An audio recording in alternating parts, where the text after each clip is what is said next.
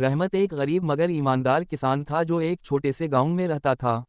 اس کے دو بچے تھے، بیٹا احمد اور بیٹی زینب۔ جب اس کی بیوی کا انتقال ہو گیا تو رحمت نے اپنی زندگی اپنے بچوں کی پرورش اور ان کے بہتر مستقبل کے لیے وقف کر دی۔ اس کی سب سے بڑی خواہش تھی کہ اس کے بچے تعلیم حاصل کر کے کامیاب ہوں۔ سال گزرتے گئے اور بچے بڑے ہو گئے۔ زینب ہمیشہ اپنے باپ کی خدمت کرتی رہی، جبکہ احمد پڑھائی کے لیے شہر چلا گیا۔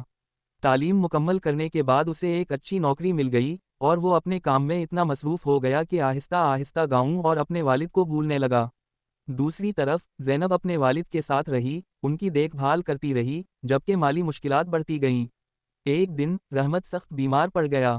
زینب نے احمد کو کئی بار فون کیا اور اسے بلانے کی کوشش کی، مگر وہ ہر بار کوئی نہ کوئی بہانہ بنا کر انکار کر دیتا کہ وہ بہت مصروف ہے۔ مجبورہ زینب ایک مقامی حکیم کو لے کر آئی، جس نے معائنہ کرنے کے بعد افسوسناک خبر دی۔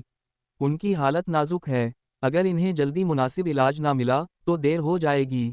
چند دن بعد زینب نے آخری بار احمد کو فون کیا۔ اس کی آواز کانپ رہی تھی جب اس نے کہا، والد کے پاس زیادہ وقت نہیں بچا، اگر انہیں دیکھنا چاہتے ہو تو ابھی آ جاؤ۔ مگر احمد اپنی مصروفیات میں مگن تھا اور ایک بار پھر آنے سے انکار کر دیا۔ اگلی صبح زینب کی دل دہلا دینے والی چیخیں پورے گھر میں گونج اٹھیں، رحمت اس دنیا سے رخصت ہو چکا تھا۔ کچھ دن بعد احمد گاؤں پہنچا، مگر اب بہت دیر ہو چکی تھی۔ جب وہ اپنے والد کے خالی کمرے میں داخل ہوا تو اس کی نظر میز پر پڑی ایک پرانی ڈائری پر گئی۔ آخری صفحے پر لکھے یہ الفاظ اس کی آنکھوں کے سامنے دھندلا گئے، بیٹے، میں نے تمہیں کامیابی دی مگر تم نے مجھے وقت نہ دیا۔ ایک دن تمہیں اس کا احساس ہوگا، مگر تب تک بہت دیر ہو چکی ہوگی۔ احمد کے ہاتھ کانپنے لگے اور آنکھوں سے آنسو بہنے لگے، مگر اب صرف پچھتاوا باقی تھا۔